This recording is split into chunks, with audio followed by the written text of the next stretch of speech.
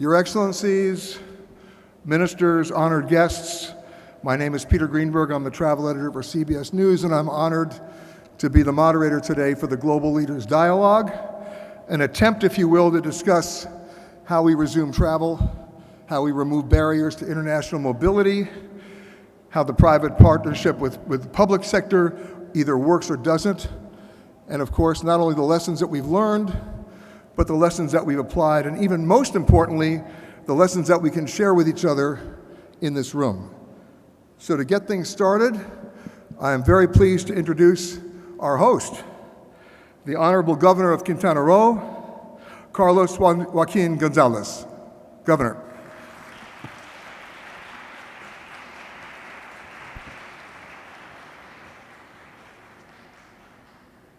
Governor, you're also welcome to come up here.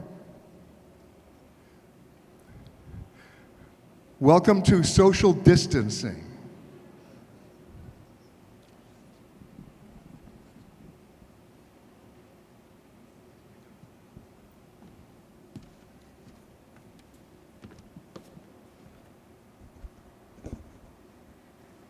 Thank you, Peter. Welcome, Quintana Roo, Maestra Gloria Guevara, President and CEO of World Travel and Tourism Council, Ahmed Al-Kateb, Ministro de Turismo de Arabia Saudita, licenciado Miguel Torruco, Secretario de Turismo del Gobierno de México, CEOs, leaders of the tourism, members of WTTC. I'm very pleased to welcome all the ministers and foreign delegations present here. Welcome to this magical land of sea, beach, sky, enviable vegetation, and the warmth of its people. The challenges posed by the post-COVID economic recovery require us to work in solidarity and coordination as a region to address the most urgent tasks and medium and long-term priorities. Therefore, it's a pleasure, an honor, and a privilege to share this summit with all of you to work together to face these challenges that are not easy to solve. The worsening of the pandemic in several of our countries in recent weeks clarifies the dimension and depth of the health and economic crisis we are facing. In its most recent report, ICLAC pointed out that the economies of Latin America and the Caribbean had an average contraction of 7.7% in 2020, the highest in 120 years, and warns that we are facing the worst economic, social, and productive crisis that the region has ever lived. Foreign direct investment flows to Latin America and the Caribbean fell 37% in 2020, and the value of regional exports and imports have fallen 13 and 20% respectively.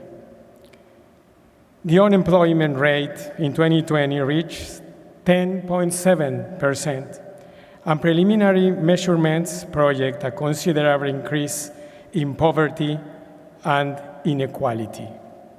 Likewise, the impact of women's labor force participation has been high and disproportionate both in leaving the labor force and their income.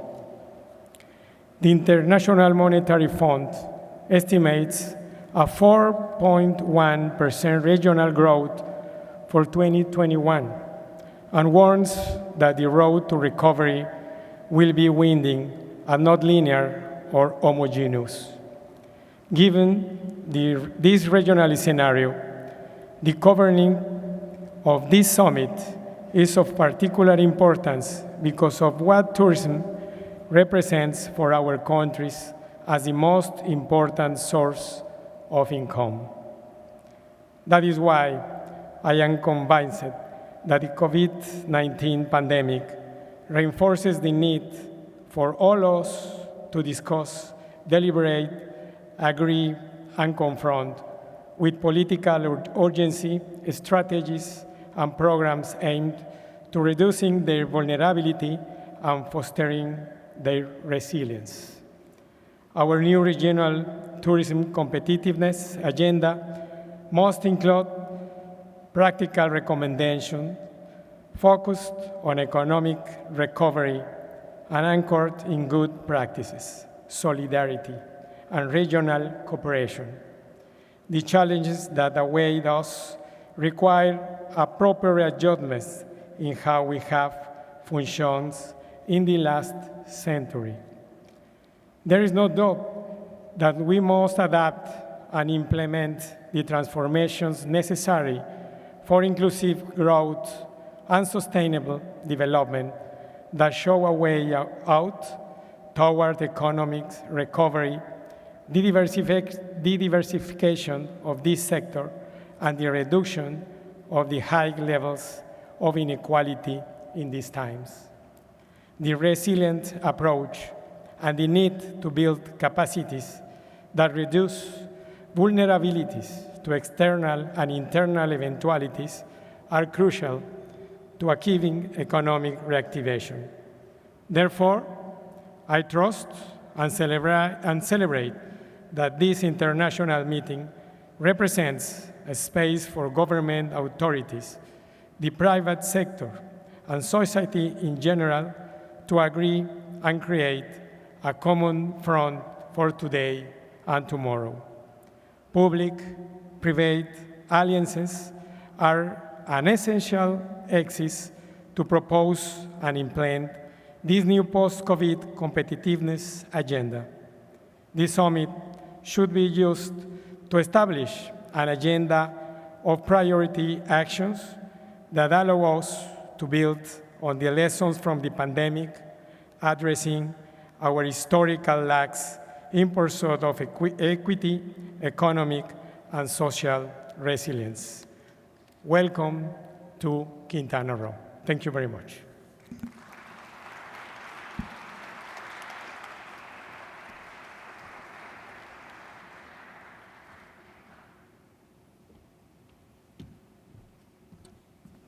It is now my distinct pleasure to introduce the Secretary of Tourism from Mexico, the Honorable Miguel TORRUCO.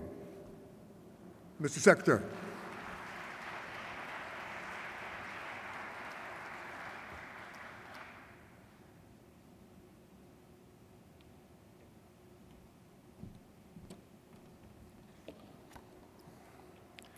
Good afternoon and congratulations, Governor Carlos Joaquin Gonzalez, and also welcome Christopher Naceta, Chairman of the Board of WTT, also our friend Gloria Guevara, President of WTT and Executive Director.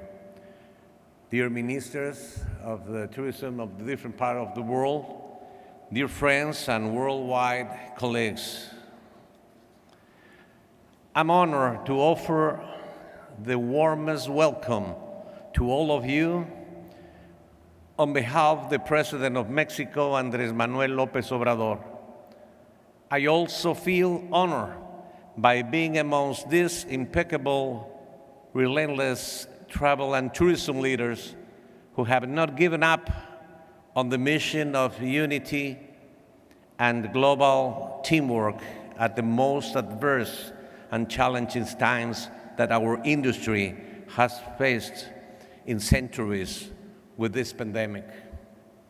As you know, Mexico is an incredible mega-device country with a millenary culture, and we are now nested at one of the favorite, most beautiful spots the Mayans chose for their civilization.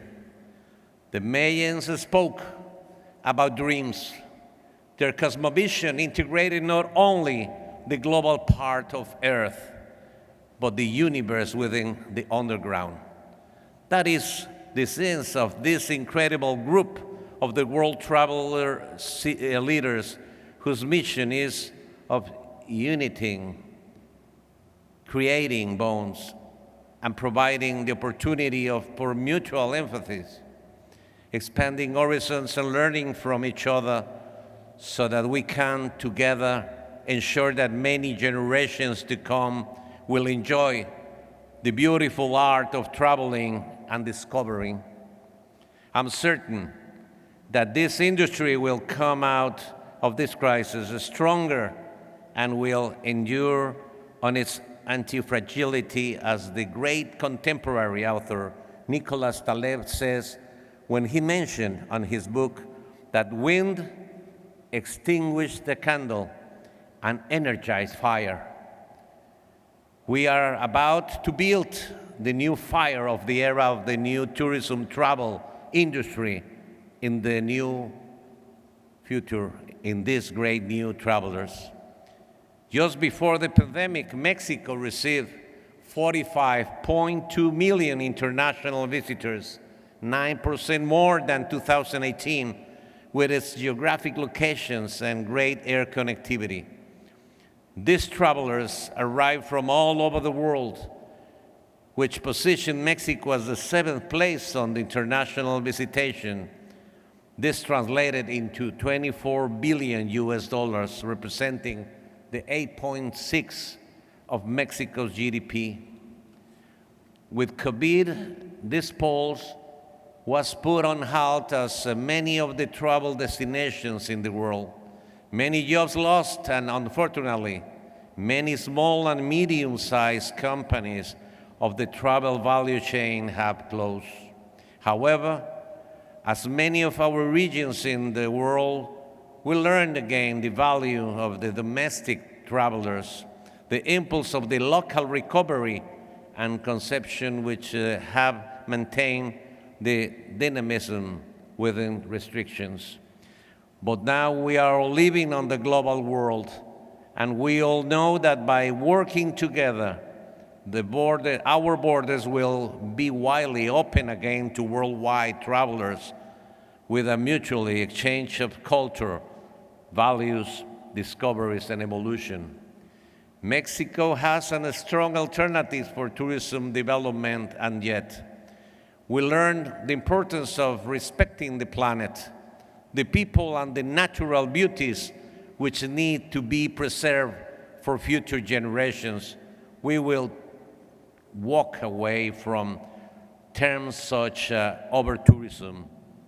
To accomplish this, we all need to work toward global standardization and biosecurity protocols with the public and private sector throughout the whole travel and tourism actors in order to achieve an easy-to-use platforms which will accelerate mobility, health certification data, and connectivity, as well as all technology for seamless traveling processes such as the IATA Travel Pass.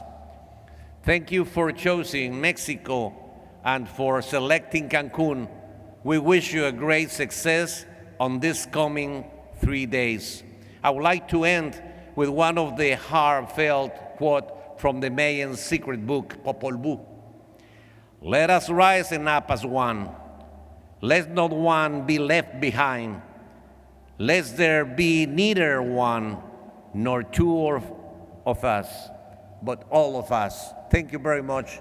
Welcome to Mexico once again.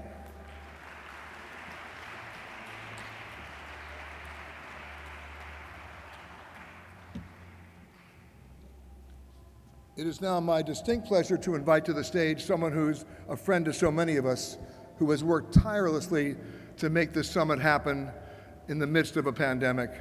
Please welcome to the stage the CEO of the WTTC, Ms. Gloria Guevara.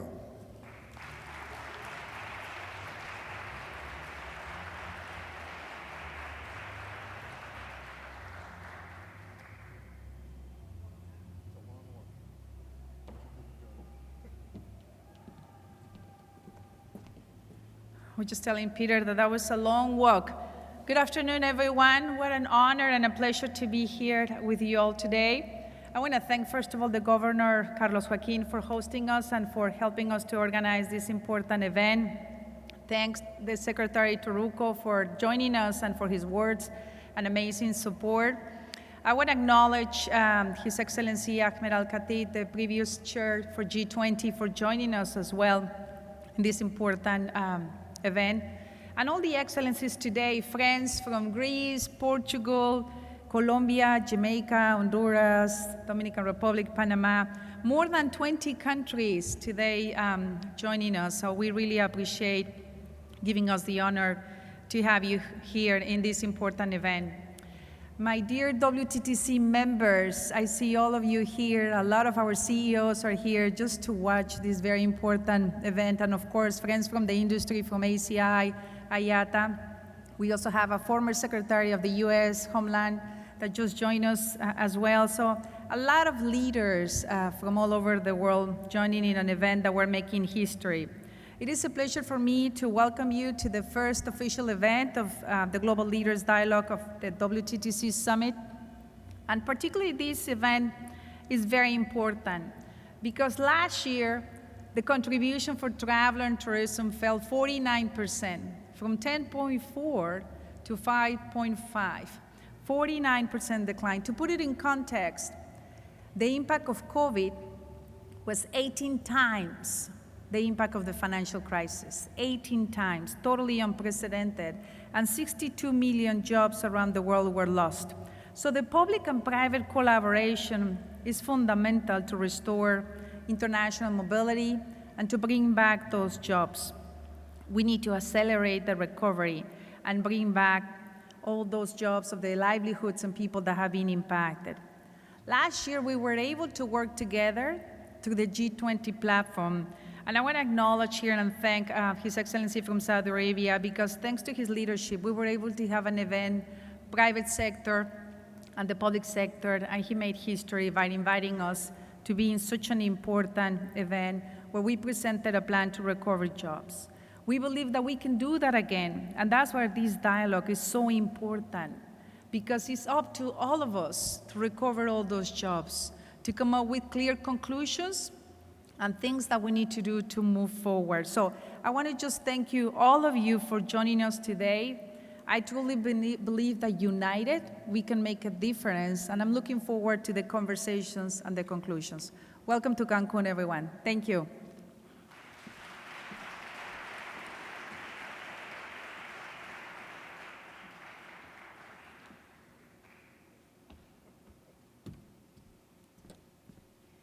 Well, now it's time to set the stage for the resumption of international travel, and to help us do that, it is my pleasure to welcome to the stage His Excellency Ahmed Al-Khatib, the Minister of Tourism of Saudi Arabia.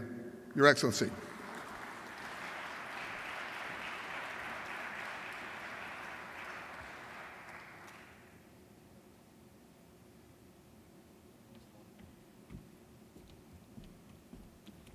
Thank you, Peter. Good afternoon, ladies and gentlemen, Your Excellencies. Thank you for inviting me to this event, and I would like to thank the Governor, the Secretary of State, the WTTC and GLORIA, and the members of the WTTC for bringing me to this beautiful city, Cancun. I had the chance to visit many places last night and Tulum yesterday. Thank you, Governor. It was an amazing, day, which I will definitely come back again and again. And also, I look forward to this week to working with the private sector and leaders to advance joint solutions that will drive global recovery. With a third wave of a global lockdown imposed in some countries last month, and the threat of a new variant putting vaccination program at risk, we are reminded of the complex and evolving nature of this crisis. Protecting public health is crucial, but so is finding ways to kickstart an industry that is a key economic driver. Saudi Arabia has high hopes for tourism, with our goal by 2030 to attract 100 million visits, create 1 million new jobs, and increase tourism contribution to GDP from 3% to 10% by 2030. During Saudi Arabia pause on international travel, we realized, as did many other countries, that domestic tourism would help drive the recovery. Our domestic promotional campaign successfully encouraged millions of Saudi to explore their own country for the first time. We also earmarked investments for infrastructure, accommodation, new tourism products, and human capital to help meet the sector's current and future needs.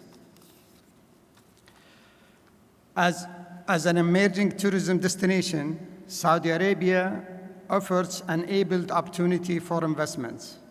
Domestic and international private sector partners are key to achieve our ambitious goals. But as government, we need to do our part to create an ecosystem in which it is easy and attractive to do business. I'm pleased to report that country launched the Tourism Development Fund last year to finance program to support and develop the tourism sector. The fund has already onboarded 10 hotels projects worth $1.6 billion, which will deliver over 3,000 new hotel rooms by 2025. Today, we are here to discuss the safe, secure, and seamless resumption of international travel, and I am encouraged by the strong commitment to finding creative and safe solutions that will allow borders to reopen. Many countries, Saudi Arabia among them, rolled our vaccination program early, made them free of a charge, and implemented digital solutions to ensure a seamless process. Over 8 million people in Saudi Arabia have given so far the vaccine, and our vaccinations rate per 100 is nearly doubled the global average. But national efforts will only be successful if supported by international cooperation across the public and the private sector and tangible action. During our country's presidency of the G20 last year, we collaborated with the private sector and international organizations on 2 important projects. The first was an action plan to recover 100 million jobs. Thank you, private sector, in the travel and tourism sector in partnership with the private sector. The second was the OECD report on safe and seamless travel.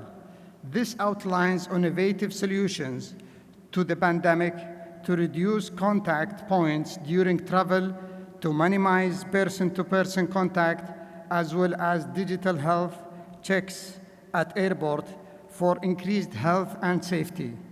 Combined with the global harmonization of travel protocols, such as the one in discussion with our Middle East neighborhood, these solutions will be critical in coordinating the opening of international borders in a way that is safe, seamless, and secure. They are also an important ways to restore confidence to the travelers and tourism business, which will ultimately be the drivers of the sector's recovery. Finally, the past year has reaffirmed the value of multi-level cooperation, not only across the public and private sector, but also with local communities. At Al-Ula framework, another outcome of our G20 presidency, services as a useful starting point for responsible tourism development. By working together, we can ensure the future of tourism in more resilient, inclusive, and sustainable than ever before. Our most pressing priority is to reopen tourism safely, but we must keep an eye to the future, striving to rebuild tourism to serve not only tourists, but also the communities and environment in which our key industry operate. Thank you.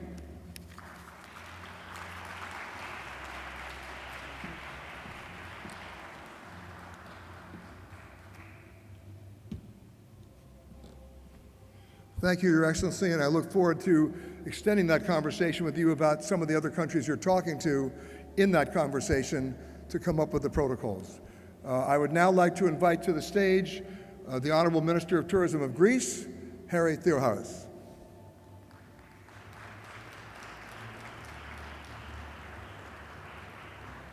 Try to extend the applause. It's a very long walk.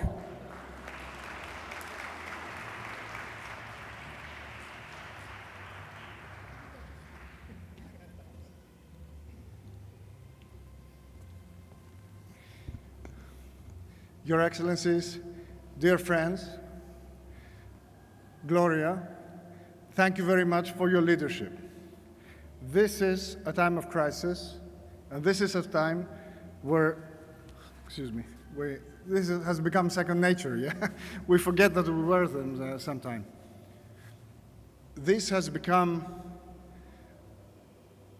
Leadership has become an important factor if we are to see our way out of this crisis. Global problems require global solutions, require coordination at a scale that is unprecedented. And for the time being, those solutions are not forthcoming. We in Greece, we believe that we need to do more. We need to show the way so that the private sector can follow, can cooperate, can coordinate together with the governments. But the governments must show the way. This is not the time for the private sector to lead the way. It is a time for the public sector to lead the way, and arguably this is a bigger problem even for the kind of governance that we have seen operating on a global scale. The initiatives of the G20 are very, very welcome. The initiatives of the European Union are very, very welcome. The initiatives of international organizations like UN, WTO, and of course WTTC are very welcome. But we have not seen the end of this. They are not enough. On 12th of January, our Prime Minister, Kyriakos Mitsotakis, sent a letter to Ursula von der Leyen asking for a digital green pass to be established immediately in order to be ready for the forthcoming summer season, at least in the Northern Hemisphere. The initial reaction was not positive. We had to work our way through in order for people to understand and realize that this was common sense. This is not discriminatory because it allows other travel to happen even if you're not vaccinated. This is not infringing on privacy issues because we can limit the data to the essential data that is required in order to do the necessary checks at the borders. And this is not something that we can live without if we are to resume tourism and international travel. What we all of us have to understand is this. Tourism, this year especially, is not a nice to have. Tourism is essential if we are to find our way back to normality. We all live under stressful conditions. We all live under things that we have never imagined. And if we are to return to this kind of balance, we have to find some way to refill our batteries, some way to restore our personal relations, some way to find again the strength to deal with these problems that are not going to go away tomorrow. So this is the reason that Greece, within Europe, is pushing forward with these ideas. First, the digital green pass. The digital green pass is an essential tool in order to have all the data that governments have to use in order to make informed decisions. The second is to try to harmonize those decisions based on the data that we have. That's why I have discussions with my counterparts, and Rita, who's here, and Portugal is holding the presidency of the European Union, in order to see how we can harmonize those decisions and remove the barriers like quarantines on the way back that effectively will kill tourism as we currently know it. Third, best practices. We're discussing things in UNWTO, in the Tourism Crisis Committee, in the technical committee that I'm chairing, trying to share those best practices. We surveyed 22 different applications that exist today in order to share the data. We have to somehow streamline all this. And finally, clarity. Greece said, we're opening on the 14th of May. We said, this is our system. It's safe, because we have 5 levels of safety. We have requirements before you arrive. We have targeted testing when you arrive. We have isolation in quarantine hotels at no cost if you're found positive with your family. We have protocols, safety protocols, those masks, the social distancing that we all love to hate. And finally, we have the vaccination programs that exist in each country, and we should prioritize the people serving in the tourism industry in order to create, again, this wall of trust, this wall of immunity that will allow the peace of mind that is required for vacation. So this is what we're saying to the rest of the countries. This is the kind of torch that we're lighting, and hoping that we can all light together the same torch of hope, the torch that is so much required during this time of crisis. Again, thank you, Gloria, for your leadership in bringing in the private sector in this discussion, because nothing can happen unless the private sector implements it. We're here to create the protocols, but you're here to implement them day by day. And we're glad that the private sector in most of the countries, if not in all of the countries, have shown the kind of responsibility that is required to restore travel. So, again, thank you, and let's work together, let's talk together to solve those issues. And I'm very glad that the initiatives that we're taking in the European Union, similar initiatives, His Excellency Al-Khatib, the minister in Saudi Arabia, is pushing in the Middle East. Let's create those initiatives, and then let's join those initiatives to make a safe tourism and travel back possible again. Thank you very much. Thank you.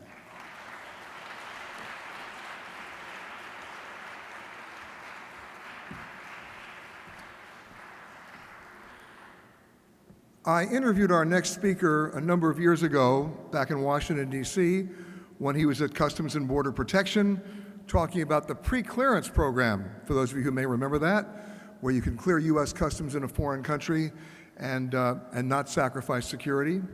Many of you may remember he joined us as the head of Customs and Border Protection at our summit 2 years ago in Seville. I remember a wonderful dinner we had that night. And we said, you know, we'll see each other very soon in Washington and work on some other story ideas. And about 20 seconds later, after he left, he became the acting Secretary of Homeland Security. So he's had quite an amazing experience over the last couple of years. He's now in the private sector, advising airports on security, safety, and seamless travel. Please welcome Kevin McALEENAN.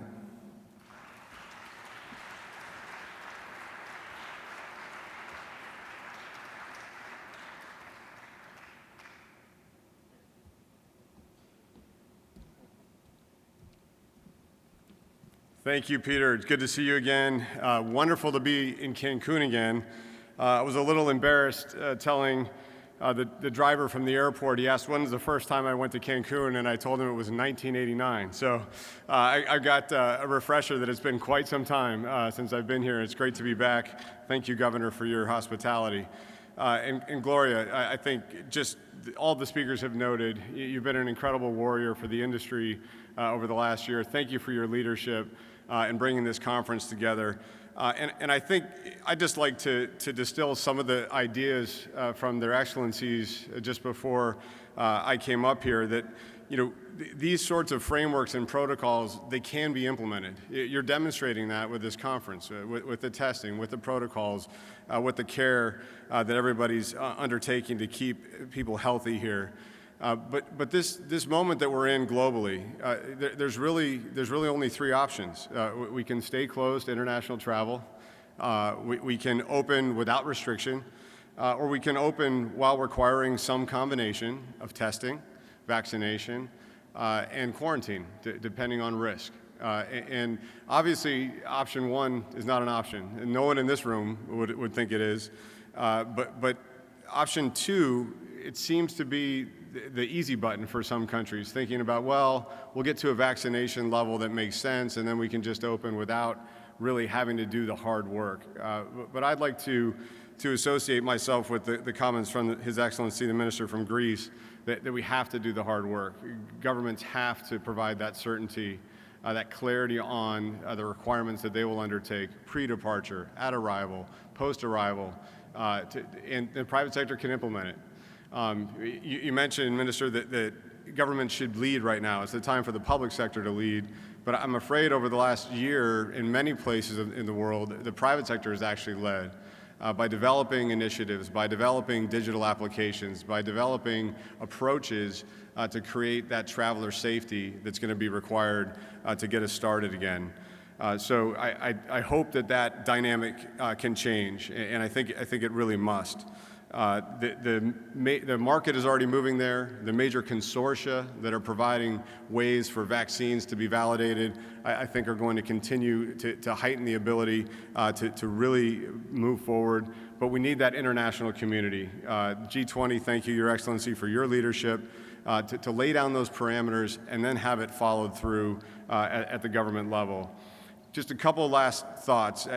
Don't forget the border agencies. I think the United Kingdom has stepped forward with the global travel framework. I think it's a good framework. It's very stringent, but it's something that the private sector can adapt to. But the border agencies need to be able to implement it. They need the digital access to that information, like a green pass, to be able to process travel efficiently and not wait in those interminable queues. Believe me, I know about interminable queues, and we had to do something about it with global entry, with pre-clearance, with pressure from Peter and others in 2012, 2013. The last two things I'll say is really, this has to be a risk management framework. There's going to be no perfect system for the next several years. We are a long way from global immunity, and this will not be the last pandemic we face.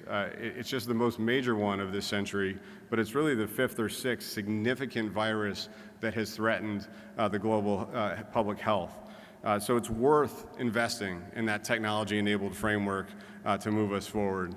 And I'm not in government anymore, so I can say things more directly. But I learned a saying from my European counterparts in the foreign affairs context that the U.S. will always do the right thing as long as all other alternatives are exhausted. Nobody's laughing, but that's a joke.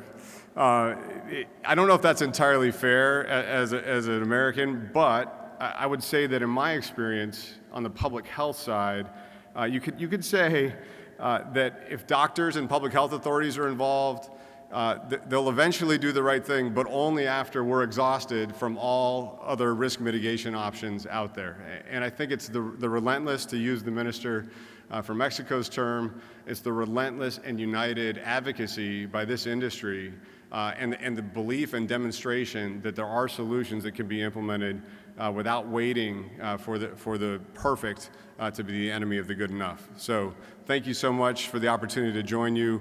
I'm excited to be part of the conference and look forward to advocating alongside you for better solutions. Thank you.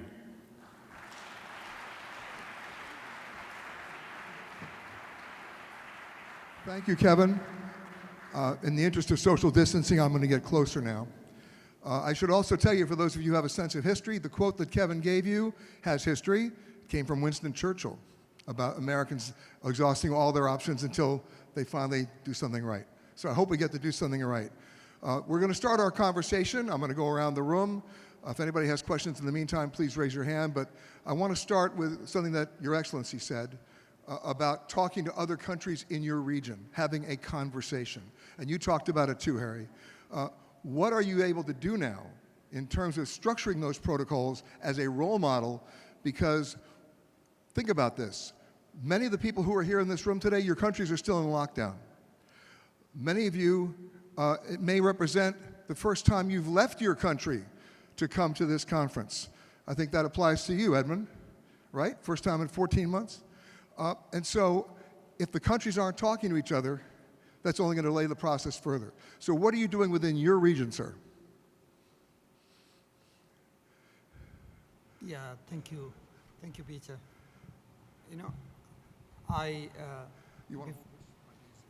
thank you. Before I joined the government, I was an investment banker for 23 years. I belong to you. 23 years in the private sector and just 5 years in the government. Therefore, I do understand that, private sector, you do things right. You aim to create value for your shareholders. The listed companies are under pressure every quarter to deliver numbers. I know that we have two sides of the income statement.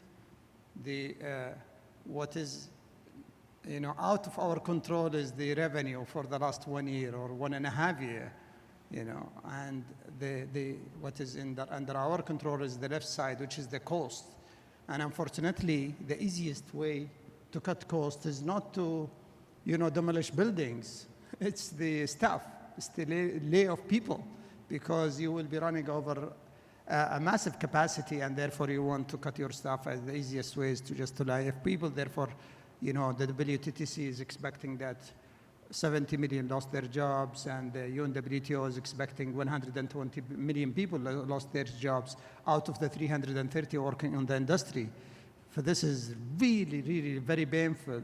Now, we are, at least, we are seeing a light at the end of the tunnel with the vaccine. For my friend Harry is opening up the country in May 14. UK have announced the program. We are opening Saudi Arabia, our border, in May 17th, and countries will start to follow when they start to reach to the 50 to 70% vaccination population, which is a very, very encouraging. The biggest risk we will face is the protocols, travel protocol. It will be a nightmare if we don't agree. Countries agree on a specific protocol. Therefore, in the G20 meetings, we as a Saudi Arabia encourage the countries to come up with a unified protocol. And now the WTTC and the UNWTO are talking to the regions. Under the UNWTO, there are 5 regions. Europe have been talking about a unified protocol for the last year, and now we started in the Middle East with the 13 countries in the Middle East. We led and took the initiative to draft the protocol, agree it with the UNWTO, and distribute it to the member countries. And we have so far received an approval from like 7 countries, and we have to get an approval from the rest. And today I was talking to my friend, and he's saying, let's talk Europe with the Middle East, because we want to have a one unified protocol. For when we have a one unified protocol, before I travel, the 1.9 billion people traveled in 2019. I see them coming back in 2023, 24. It will be a nightmare if they don't know if every single country out of the 180 countries have their own protocols. It will be an impossible to travel. Therefore, I hope the Middle East and Europe will take the initiative and agree on a unified protocol, and then the rest of the world will follow.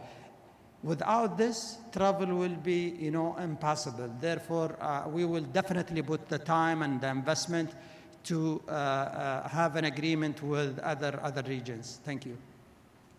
Thank you, Your Excellency. And I want to go over to Harry for a second, because you talked about the digital green card. I think I'm the only person in this room not developing a vaccination passport. How many people here have heard about that? How many people here have been asked questions but couldn't answer them? And I get asked all the time. So along the same lines of what you were talking about, Khatib, what are you going to be doing to develop something with a centralized set of standards that's readable, verifiable, updatable, not forgeable, and who shares the data, who sells the data? Those are all the challenges. But there's one more. There's the argument that you don't want one. So what happens now? Right here. That's okay. Those are important questions, of course. And we have to solve them. But at the same time, we have to also ensure that we can work on a system that works even with paper passports. Because we cannot assume or hope that every country in the world will have the digital capabilities, the willingness, the prioritization to put this as a #1 priority and put it in place. So we need to both work on the vaccination passports and solve those issues, and at the same time work without vaccination passports. That's why, for example, we keep the targeted testing at our borders, so we can monitor, even when we have paper certificates, we can monitor whether those certificates are valid or not, they're falsifiable, etc., etc. But the solutions are there. I have my vaccination passport with a QR code in my phone. So does His Excellency Ahmed, and so do many, many other countries around the world. They provide that. IATA Pass is an important initiative. It's one of those 22 initiatives that I mentioned, and you mentioned as well. It's an initiative that can integrate in the travel industry, so it has a unique advantage. Every country also has created a passenger locator form. That's another piece of bureaucracy that we have to deal with. We took the bold step last year to say that our PLF is digital only. And this is important for us because it allows us to connect to the airline systems, and we are in discussion to see how we can do that and perhaps solve the creation of the PLF in a digital way. But at the end of the day, there are always solutions to all those technical issues that you mentioned. This is not a technical problem. This is a political problem. It's a conversational problem.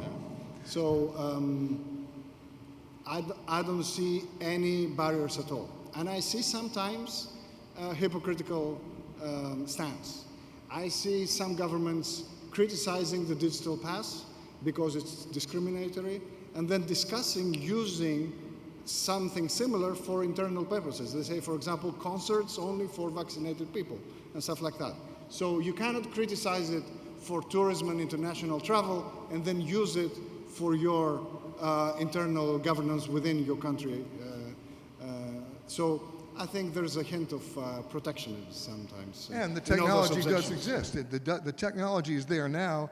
As Kevin knows, when I leave Mexico and I use my U.S. passport, they're going to swipe that passport, and that goes into any one of 13 other computers, whether it's the National Crime Index computer or Interpol, or whether I'm a deadbeat dad or I'm on the no-fly list. So the technology is there. You just guys have to get together. Let me shift gears for a second and share with you the fact that all of you here today, if you are U.S. citizens, are level 4. All of you are in a red zone. All of you have been told by your own government, do not travel to Cancun, so welcome. To the governor and the secretary, something happened last week with the U.S. State Department, with their U.S. State Department travel advisories. And as many of you know, a couple of years ago, the U.S. State Department had selective State Department advisories. Then, under the Trump administration, they changed the protocol to have a State Department advisory for every country, divided into 4 levels. Let me share with you the levels and then get your response. Level 1, travel with normal caution. I have no idea what that means. Level 2, travel with increased caution. For most travelers, that means you're digging a hole in your basement. Level 3, reconsider travel. Now you're putting plywood on your windows. And level 4, which is where we are right now in Cancun and many other places in Mexico, do not travel. The U.S. State Department in one day went from 34 countries that had a level 4 warning to 116, representing about 80% of the world.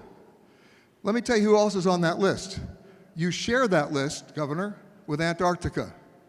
Anybody scared about going there? You share that list with Israel, which has vaccinated their entire population. You share that level with the Maldives, in which 90% of the workers in the tourism force have already been vaccinated. So this is not the first time Mexico has been confronted with a State Department advisory, but it compounds the problem now because of the pandemic. So what is your response? How do you respond to that? And how do you let people know that it's still okay to come?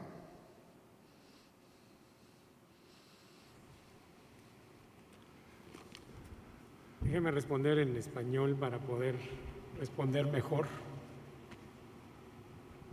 Efectivamente tenemos una situación complicada cuando hay este tipo de alertas o warnings que los Estados Unidos principalmente generan hacia el nivel turístico y que, por supuesto, producen una fuerte incertidumbre para los visitantes y que en muchas ocasiones no coincide con la seguridad que un turista tiene cuando nos visita, cuando visita a México y cuando visita a Cancún. Afecta, por supuesto, nuestra promoción y a nuestros destinos y también a nuestro desarrollo social, y por ello hemos tomado la alternativa de estar en constante comunicación con el gobierno de los Estados Unidos para tener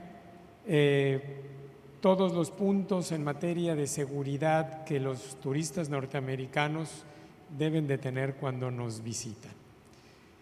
Trabajamos en conjunto y en coordinación con ellos precisamente para eso, para generar esa seguridad a todos, pero siempre será muy complicado el tener una alerta que evite que los pasajeros o los turistas vengan, sobre todo cuando la mayor parte de tu economía está basada en el sector turístico, como ocurre particularmente en Cancún y en Quintana Roo. Hay que seguir trabajando en coordinación con ellos, tener la posibilidad de seguir ofreciendo y mostrando lo que aquí tenemos y lo que podemos lograr para evitar que esas alertas afecten la economía del Estado.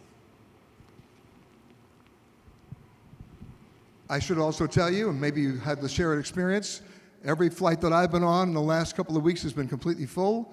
My flight to Cancun was also full, and every other flight that I saw at the airport was full. So the question then becomes, at what point do we reach a point of diminishing returns when populations, in this case the Americans, choose to ignore that travel advisory? Simply because I would like to suggest the 3 C's here. And His Excellency and I talked about this yesterday.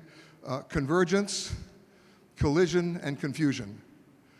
The convergence, of course, is the number of people getting vaccinated, which is rising by the day, almost exponentially. The collision is the pent-up demand to travel, and the confusion is why we're all here today. The confusion is why we're all here today. How do we talk to each other? So Manfredi, let me ask you, as a member of the private sector, first of all, who are you talking to, and what are you telling them about the private-public partnership that we've been talking about already? Well, I mean, I travel a lot, so because I continue to travel. I've been successful in doing that. And of course, I advocate always, we are arriving at the end of the medical crisis, but we're still confronting 2 crises. One is regulatory, and the other one is perception. So how do we fight the perception?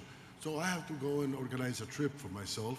How do I know what's going to happen? I have to do the testing. I'm going to be doing quarantine, and when I go back, so that is an incredible hurdle.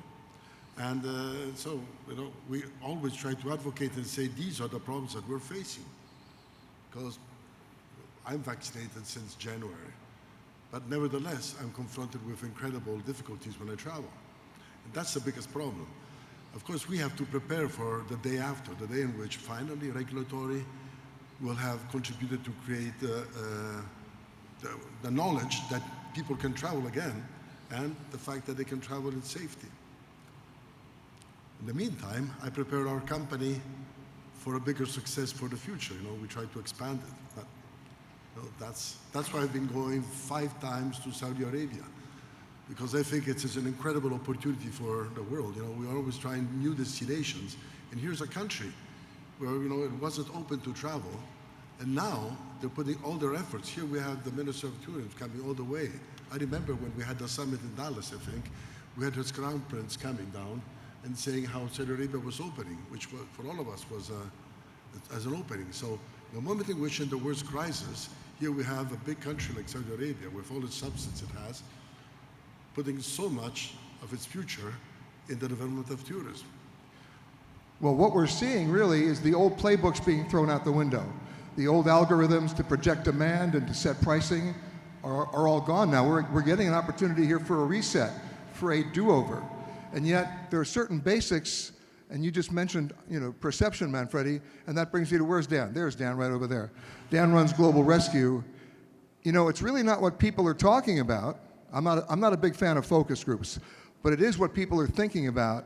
And one of the things that I've noticed, and I think you've noticed too, is that how do you get people back to travel when the operative word is fear or confusion? We just talked about that. What I'm hearing are people who say they really want to travel, but they don't want to go somewhere and get stuck and not get back home. And the other thing that came out during the pandemic was the failure, in many cases, of insurance companies to actually provide insurance that people thought they were buying when they bought their trip. Refunds and insurance.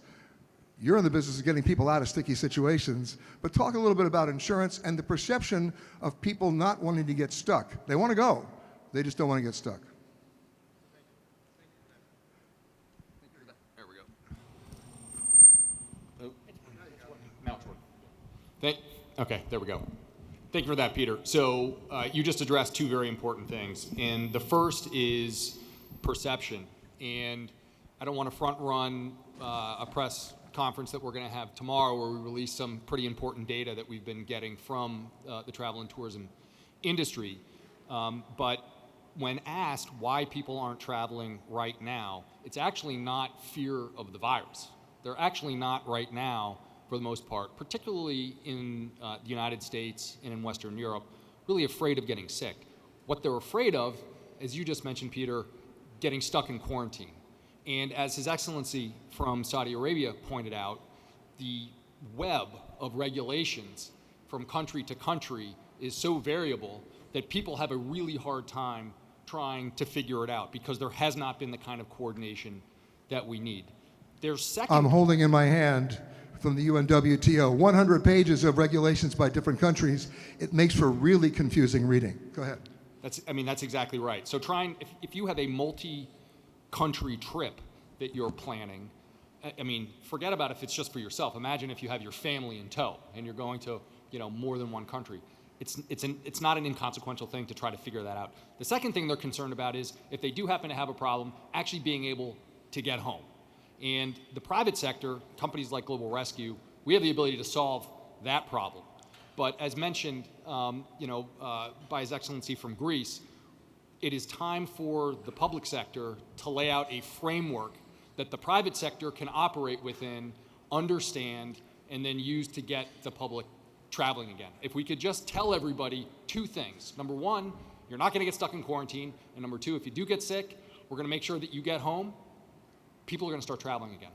Well, we saw this happen in the Caribbean. I'm going to come to you, Edmund, on this, because you guys were one of the first countries to open, and you understood that. So many destinations, and here in Mexico as well, where we're staying right now, the group that owns this hotel realized this was a touch point. It was a negative touch point. And they said here that we're going to give you free COVID-19 testing, and should you test positive, they'd put you up at their expense. One hotel in the Bahamas said, we'll not only put you up at our expense, we'll fly you home by private jet. Count me in. But in Jamaica, you were essentially ahead of the game when you started your resilience center, so you were sort of prepared for this, but you also opened up relatively soon. Yes. We we actually opened up on the 15th of June last year, and we've remained open to today. Have we had problems? Of course. Have we had issues that we have to manage? Most definitely. Have we sought help? Indeed. And Dan, you know that story quite well, because we're working together with Dan to develop what we call an end-to-end health security system, which will enable us to, with a small fee, have a full coverage of all visitors who come into our destination. Testing, to cover testing, quarantine if required, hospitalization if required, but more importantly, repatriation, which is the big point. Nobody wants to be stuck in their country once they are sick. So under the Although aegis- this isn't an all-inclusive resort, we could get stuck very well here. Well, you'd enjoy it perhaps. But Jamaica cares, and that's a very important marketing tool that we've developed, which I really wanted to just say a word on, because I think it's critical. The acronym, in fact, says COVID secure, authentic, resilient, engaged, and seamless.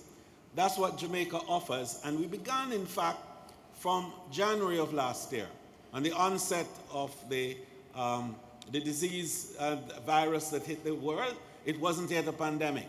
But from then we began by establishing a risk management team, having established before the first ever global tourism resilience and crisis management center, which we now have satellites in Kenya, and we have been working with Malta, and we are about to have discussions with the Seychelles and other countries to establish this. Because what it did was to anticipate pandemics, disruptions in general, global disruptions, things which cause tourism to cease or to be halted, things that cause economic activities to cease in areas, especially in highly tourism-dependent regions. And we did it because the Caribbean is the most tourism-dependent region on Earth, where more than 16 of the 28 of us have dependence, GDP dependence on tourism of 30% and more. It means, therefore, but we're vulnerable. We have earthquakes. We're having a volcano right now in St. Vincent. We're going to talk about that later on here at the summit as we seek to get support for them. We have hurricanes. Really, Mexico knows that story quite well. We have hurricanes, we have earthquakes, we have tsunamis, we have economic downturns and political disruptions in various places. All of these are part of the disturbances and indeed the vulnerabilities that tourism engages over time. But there is need for a central coordinating arrangement, an institutional framework which can look at these things ahead of time, build capacity to deal with it. First to track it, then to manage it, to mitigate against it, to recover from it, and to thrive afterwards. And that's the context in which this recovery, discussions that we're having here, must be predicated. We must recover together, united, collaboratively. We must be strong, but most importantly, we must be equitable. So the issue of vaccination is a critical one for recovery. And I hear the discussions.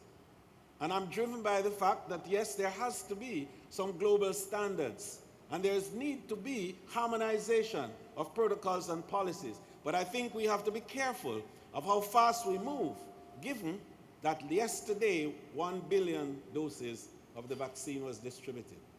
But still, 60 countries of the world have not had their first dose. And we make no arguments about our friends. We want everybody to be vaccinated. But there's something wrong if one country is vaccinating 15 times the rate of the rest of the world.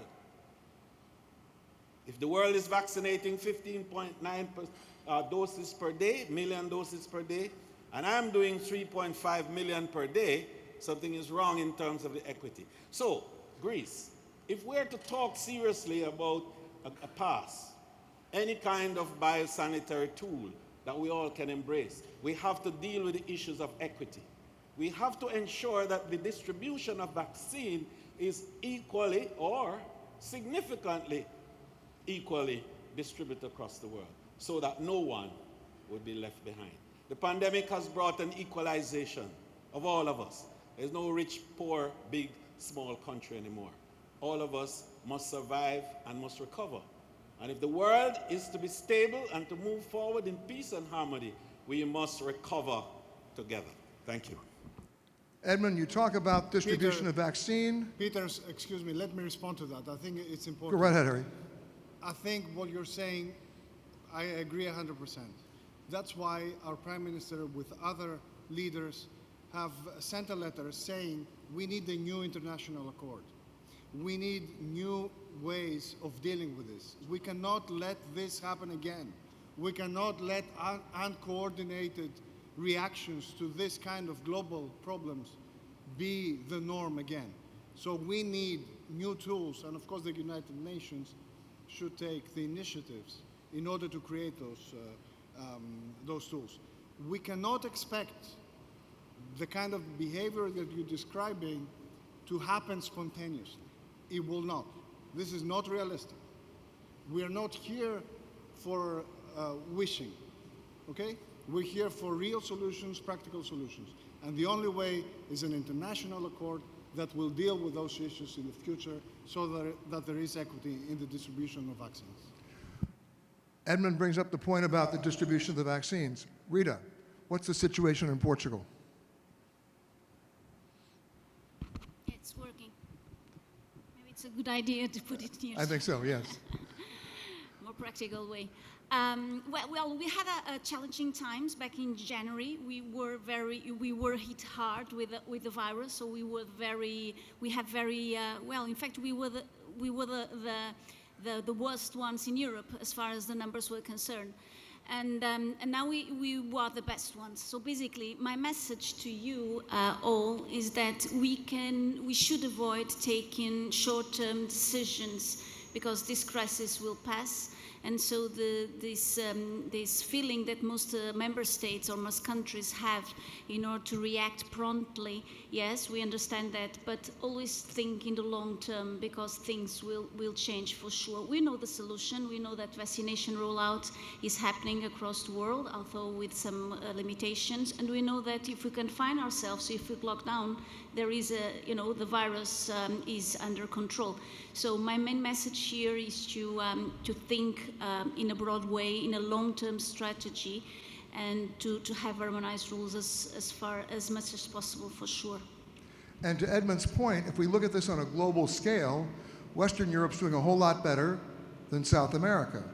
South America's doing a whole lot better than Africa. So let me talk about South America for a second. Julian? From Colombia. Thank you, Peter. Follow Rita's movement. Put it on your lap. Thank you, Peter, and hello to everybody, Gloria, Minister, and all the authorities that are here. No, I think that I can agree with most of the things that have been said before, and Colombia has not been the exception of a country that has redoubled its effort to make sure that we have the mitigation measures or economic mitigation measures for the sector. But I think this is a great opportunity also, and one of the first things that we did was we redoubled the efforts to establish a permanent communication platform with the tourism sector in Colombia, with regional authorities. And I think part of the relative success that we've had is the fact that we had a 24/7 communication and engagement with the sector, and I think we all agree that we need to strengthen that. We also worked very hard not only to see the crisis as one of the worst things that had happened to the sector, but also as an opportunity to do things better. And we really had devoted ourselves throughout the last year to put sustainability at the heart of the industry in Colombia. We presented a bill to Congress that we passed at the end of last year, where one of the main aspects of the law was to put sustainability. Sustainability is not anymore philanthropy. It's not responsibility for the future generations. It's not love of nature. Of course, those are the things that should inspire us. But Can you define sustainability? well, there are several definitions of sustainability, but it's to make sure that we can make use of the natural and cultural resources that we have, but making sure that future generations can also enjoy traveling and tourism. But we not only passed the bill, we also published the first sustainable tourism policy, and we reviewed many of the best practices worldwide. It was a surprise to see that only 11 countries in the world, maybe there are a few more, but only 11 countries have a sustainable tourism policy or strategy, and that's very, very short. We worked with the UNWTO, with WTTC, with the OECD, and we published the first sustainable tourism policy. But also, we published an illustrated training handbook for nature guiding to make sure that the interpretation of the natural resources that we have is conservation-oriented. But let me finalize by saying one thing that has been mentioned by the Minister of Greece and also Jamaica, and it is about the need for this called health pass. We were one of the first countries in September last year that started an active communication and conversation with Common Pass, the initiative that was funded by the World Economic Forum and the Rockefeller Foundation. And we brought this issue to the discussion in the framework of the Inter-American Commission of Tourism that is now presided by Mexico, when he had several conversations there. I was a big, big fan, and I pushed very hard for countries in the region of Latin America to adopt the Common Passport. But I have to confess that I've been having second thoughts lately. And I want to point out several things. First of all, there is only a window of opportunity when the pass is really valid. If nobody is vaccinated, well, it's not relevant because you will require the pass and nobody has it. If everybody at the other end is vaccinated, well, it's also not very useful, because why would you put that burden on people if everybody has the vaccine and will be safe to travel? So that window of opportunity is when many people want to be vaccinated. They are at the risk of being infected, but there's a limited availability of vaccines. So let's say it's precisely this moment. But we also have to take into account that this moment is also the moment when the passport can be most unfair, because you will have first and second class travelers and tourists throughout the world. So I think that we, as the tourism sector, should also be aware that we might be creating a problem for ourselves and putting a barrier to travel. I think that there are only two big initiatives when it comes to the travel pass. It has been mentioned, IATA, and also the Common Pass. And I think that we should aim at, if we're going to have a pass, we should try to have only one system. Because if we have one system in Asia, one system in Africa, and Latin America, and Europe, then the validity of the system will be more difficult to implement. And I think that we should strive to have only one pass, but bearing in mind that there might be bad aspects that we should be able to resolve. All right, so then let me ask the minister from Spain. What Julian just said, who leads that effort to get one pass? Thank you. Well, again, I think that is public sector the one leading the way. But I'm not sure that we really need to see the pass as a discriminatory mean. Harry, the minister from Greece, said it before. I think as we move on through the pandemic, we need to adapt as well the means as to make the tourism and travel safe. I mean, we didn't know what was going to happen just 3 months ago. We had the vaccination. We roll out all the schemes of vaccination. We know that we need to be fair, and we need to put in place equity in terms of how to, share all those vaccines.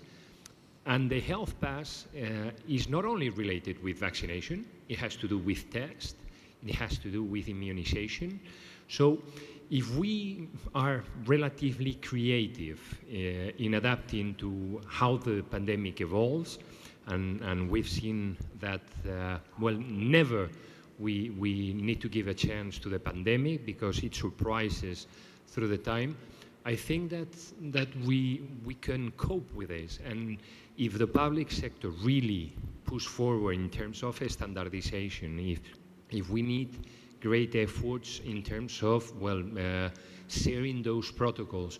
If you talked before about data, I think we don't need, countries, we don't want to have that data on our possession. We really need to put in place a credible solution that says that this person who's traveling is even vaccinated, has a test, or is immunized. So if we can put that together and we can share that with the private sector, we need airlines, and we need safety procedures, I think we can do that. I mean, we are not at the same point that we were 1 year ago. This is something we really need to tell the public opinion. I mean, 1 year ago, the summer of 2020, it was completely different. We didn't have vaccination. We didn't have the means that we do have now. So we need to share that all together. Let me draw on that for something else. The word reciprocity. The European Union acted as a union when they banned US travelers. It doesn't seem to be working that way the other way around now. Each country is acting on its own. Greece is opening up May 14th. The United Kingdom probably, I think, sometime in June, I believe. So my question is, what indicators do you look for in Spain? Because you know, based on past behavior, if you close down to British holidaymakers, they close down to you. When are you going to open? Well, we never closed. In Spain, we always thought that quarantines and lockdowns, national lockdowns, were never the solution. We could put in place control means, we could put in place restrictions, but never stop the travelers from the beginning. So I can come to Spain tomorrow? Well, no. Ah, okay. No, but because Spain is part of the European Union. Well, that's my point. Yeah. I mean, it is not something that is impossible. When we discussed before something of mutual recognition, it is important that we work in this. I mean, we are pushing forward Greece, Portugal, Spain, some countries we are really dependent on tourism in the European Union. We need these kind of measures, and we are pushing on the European Union to work on this reciprocity. But we cannot open without any mutual recognition. I mean, this cannot work between regions. But somebody has to take the first step. We are willing to do it. I mean, the European Union is willing to do the first step. We put in place, as we all mentioned here from the European Union, the green certificate. And I think this is going to be, I won't say an example, but it has to give us a chance to work with third countries, with third parties. I mean, one, we have the standards, the confidence. We can start working with Mexico, we can start working with the US, with UK and other countries to make things happen again. So you'll let me know when I can come? Yeah. Okay, sure. I'll get back to you on that. One of the other elephants in the room, and Harry talked about it, Your Excellency, Mr. Khatib talked about it, Kevin, you talked about it, is how governments lead and the private sector implements. Nicole, there's another issue here, and that is the internal battles that go on within governments between the attempt to lead and working within your own health issues, with your own health department, the conflicts that happen there. How do you come up with a policy when you're arguing with yourselves? Yes, I believe that's one of the biggest challenges that we have as leaders of tourism in our own countries. I also want to mention that I do believe that it is the time for governments to lead, but we have to also be conscious leaders and involve the private sector in the decisions that we are making as leaders in our own countries. One of the biggest issues that we've had is trying to make some sense of what tourism is in a country like mine. It's a small, poor country, Honduras. And tourism is a very important part of our economy. But most of my other ministers of government, especially the health departments, they do not understand how it works. Just let me give you an example. We just recently finished the Semana Santa, which is, the Holy Week. It's one of the most important, if not the most important week during the year, where you have lots of mobility and tourism around the country. Now, everything that is going on in the country right now with COVID, it has to do with, it's because we had that week of the Holy Week, and it's because of tourism that the numbers are going up. But that's not true, because I tell them the tourism destinations in Honduras and the cities or the destinations that had the highest visitors, they don't have their numbers up after that week. So it's very difficult to make some sense of how tourism works. And tourism for our country is not only a way to move our economy, but in a country like Honduras, we have such a big problem with immigration because of job opportunities. Not only is tourism a way to conserve our patrimony, natural resources, and cultural resources in our country, but it also allows us to bring prosperity and opportunities to places where no other job opportunities will come. So we have, through tourism, we can minimize immigration from the rural areas into the bigger cities, where you can have good poverty or dignified poverty in the rural areas, but you'll have misery in poverty in the bigger cities. And through tourism, we can also mitigate the immigration from our country to other countries. Especially for us, it's towards the United States. But then we have those travel advisories from the United States and other countries saying, do not go to Honduras. So I think sometimes countries like mine are not treated well or very unjustly. And I think that we were talking about global problems have to have global responses. But then small countries like ours don't have a word, and we get treated very unfairly. So I want to put that on the table. I'll get right to you, Kiki. I just got one thing to say. Since you're now in the private sector, Kevin, you heard what Nicole said. What's your response to the U.S. State Department advisory that expands to 80% of the world? It's awfully broad. I think it highlights the challenge that you asked about, actually, with the conversation between public health authorities, ministers of tourism, the private sector. It's not very effective, honestly, globally. Public health authorities have one mission. They don't involve risk mitigation. Of course, when they're approving vaccines and moving out treatments in a medical context, but not risk mitigation in a pandemic context when it's balanced against economy, when it's balanced against other political priorities. So I think that's one of the big challenges. The equality issue, I think vaccines and exportation of vaccines should be a huge part of U.S. policy, and I think the impact of travel warnings needs to be considered and in dialogue with the countries they're going to impact before they're issued. May I also add, at the very moment that the U.S. State Department issued those warnings or those advisories, the CDC announced that if you had been fully vaccinated, you traveled at extremely low risk. I'm sorry, I can't see that. Okay, I'm going to walk over and look at it. Show it to me. Oh, I got it. Thank you. Thank you for that. Gloria is being the timekeeper here. Sorry about that. One of the statistics I'm going to share with you is about hotels. A lot of you here represent hotels. We're in a hotel. In the United States right now, if you take a look at this on a world level, about 34% of all hotels are technically in financial default.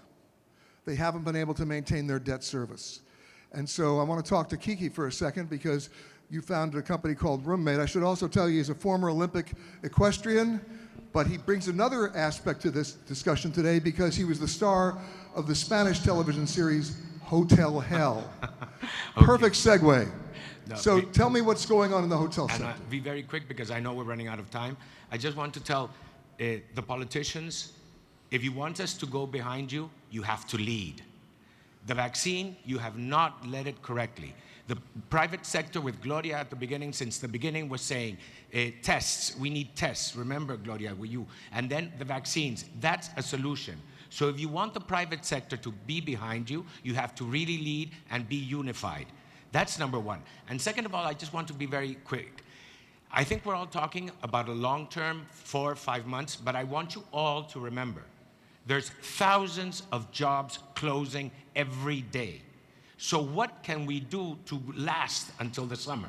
Because in our industry, it's not a thing of 4 or 5 months. Gentlemen, if you talk to half the CEOs in this room, we are all almost bankrupt, completely in debt, and we cannot wait for the tourists to come. You have to do solutions for us right now. We need fiscal help, we need help for credit lines, and I don't know what else. But please, we really need help from the public sector if you want us to go behind you. Thank you. Okay.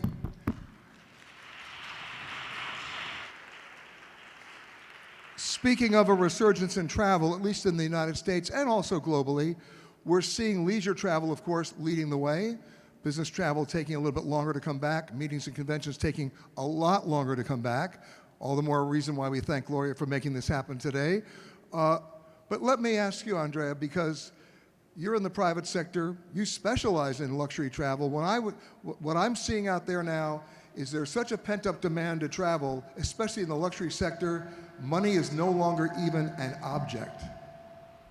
People are desperate, Peter. In some cases, we've rebooked trips 3, 4, 5 times. Creativity is incredible. We have emails asking, if I fly to Greece, can I get on a ferry and come over to Italy?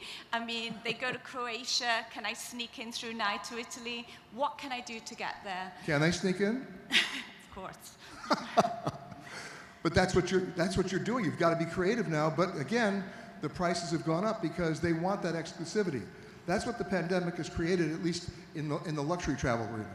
Absolutely, without a doubt. And of course, when our travelers, they can return, Peter, we will have limited availability, limited capacity, which in the end will enhance the travel experience in many cases. But it's all about our communication. We have to set expectations. And in terms of resetting the playbook, Minister Khatib and Fawaz, I mean, you are almost in an enviable position because not that you planned this, but you were opening your country for the first time at the very time the rest of the world was closing. And so you got a chance to write the playbook from scratch. You got a chance to do what everybody else is trying to do now, which is a reset and a do-over. You've got all the geography to play with, and now, Fawaz, you're opening up ports. And by the way, the last time I think a cruise ship ever docked in Jeddah was 1992. So tell me what you're doing. Yeah, I think we took advantage of multiple things. Hold the mic if you can, yeah. Yeah. So what we did, we took advantage of 3 things and turned this to our advantage. So number 1, we took advantage of the pandemic. When almost all the destinations were being closed, we opened up. And thanks to the nimble and dynamic government and the relationship we have with the government, we were able to work with the Ministry of Health, the tourism, and the authorities there to open up. The second thing is our location. It's very important to take advantage of that. We want to be the premier coastal destination for the winter and want to make sure that the hundreds of cruise ships who pass through the Red Sea, they stop there. The third thing, which is also very important, which are our assets. And these are the cultural and touristic assets we have. We have beautiful beaches, we have amazing water and beautiful mountains. And also our culture is very diverse from north to south. So these are the 3 things we took advantage of. And as I discovered on my last trip to Saudi Arabia, you even have a forest. Yeah. Who knew? Now let's talk about the elephant in the room. Airlift. Nobody's coming if they can't fly. So I now turn to Luis from ACI. Last year, the top 10 airports in the world, in terms of their traffic, dropped 45%. All airports in the world dropped over 65%. And the number 1 airports in the world now, 7 out of the 10 of them are where? Asia. China. China. Absolutely. So I'm going to give you a question. Airports were never really designed for the needs that Kevin needed for security prior to 9/11. the physical design didn't lend itself well to the TSA. It just wasn't built into it. Today, the argument could also be that they weren't well designed for the public health issues that we need to be addressed. So what are your airports doing to get ready for the resumption of travel that addresses that issue? Thank you, Peter. I think the first of all, I'd like to start saying that I'm very happy to be here. It's very nice to talk with people. I have a hate and love relationship with my computer, and be here today, talk with people is really very important.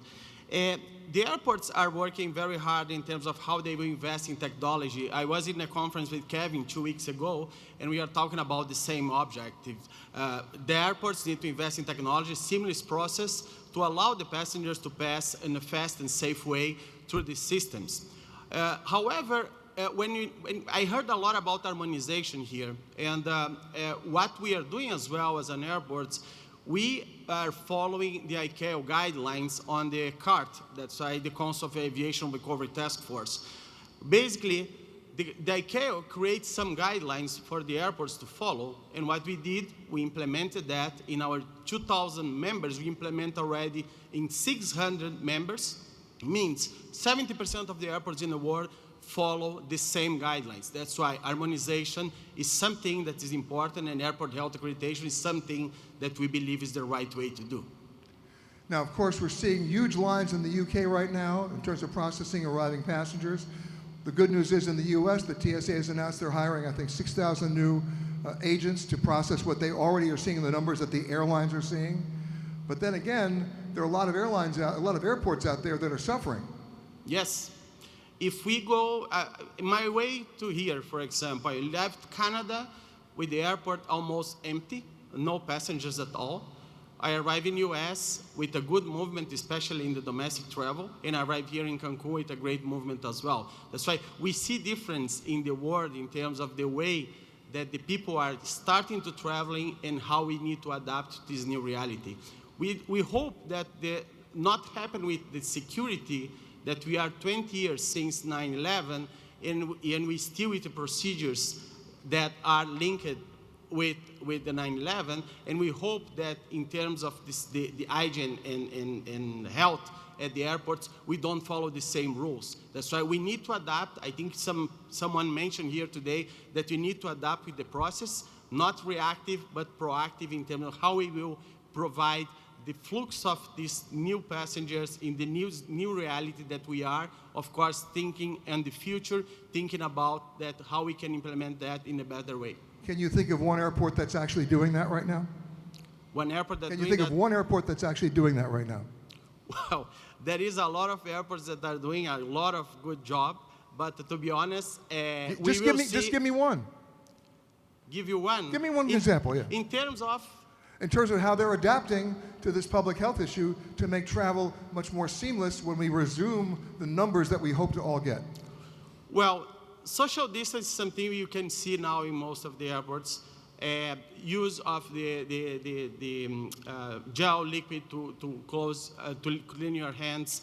The procedures in terms of how we will entering in the airport. Airports are using. They are not allowing the guests arriving at the airport as well to participate on that. That's why in the airports I passed these weeks in my travel, Montreal is doing that. I went to Orlando. Orlando is doing that. Miami is doing that. And here they are doing as well. That's why basically I think we are in the right direction. It's perfect? Yeah. No. But we are in the right direction in terms of how we can provide that. And you mentioned 9/11. Right after 9/11, the airports banned meeters and greeters, and it was a lovely thing to do if you happen to be a passenger. It really was. Yeah. Before we run out of time and Gloria slaps me, Peter, I wanted just, to... Yes, Peter, sorry, yes, Harry. I need to respond to that. Just a few words. I think we are also, in terms of the restrictions, moving in the right direction.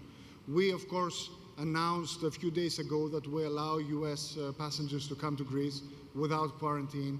Von der Leyen has mentioned that the European Union is set to reverse this policy and allow vaccinated people to come and you expect that to be the next step? And expect that to be the case. So it's important to push for things, and of course to have allies in the airport industry in in the airline industry, and of course the exemplary, again, I mentioned it in my speech, the private sector implemented everything in an exemplary fashion and has contributed to the handling of the pandemic being much better than the naysayers were saying when we opened borders last year. A final word, Gloria.